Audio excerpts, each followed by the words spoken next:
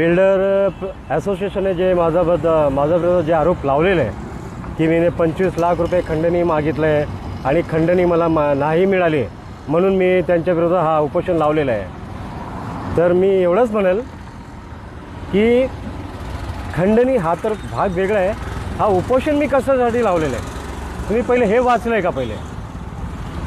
पहिले हे तर बघा। आणि खंडणी मागितलं जर मी तर तुमच्याकडे कुठला पुरावा आहे त्या पत्रकार परिषदेला तुम्ही दाखवायला पाहिजे होतं ना। हां, तर 2 दिवस झाले पत्रकार परिषद होऊन तुम्ही का नाही दाखवले आणि आजही तुम्ही पुरावा सिद्ध करू शकला नाही। तर मी सुद्धा बरेच आपले पत्रकार बंधूला मी सांगितलं, मी पण दिलेलं मी की बिल्डरने 24 तासामध्ये पुरावा सिद्ध नाही केला तर त्याच्या नावाने गुन्हा दाखल मी करणार आणि मी त्याच्यावर मानहानीचा दावा पण मी ठोकणार आहे।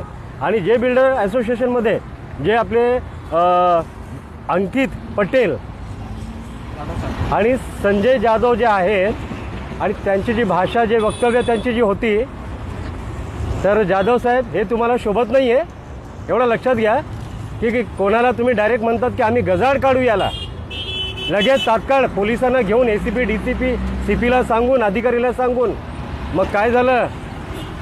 माझ्या मतेने 48 आवर्स झालेले आहे, काय झालं? एवढी पावर आहे ना तुमच्यामध्ये, पैशाची एवढी माझं ना, मग का नाही केले?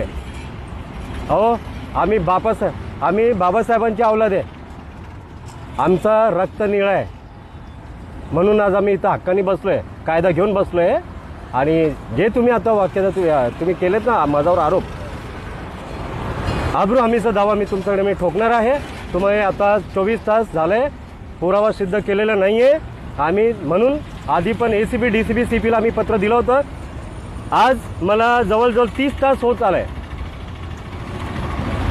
त्या 30 तासामध्ये 30 तास होत आला आहे, तुम्ही अल्टिमेट आम्ही पोचवलं होतं पोलिसांना, पण तुमचा काही पुरावा अजून तुम्ही का आणलेला नाही आहे। तर त्यासाठी आम्ही आता पोलिसांकडे जाऊन तुमच्याबाबत आम्ही FIR दाखल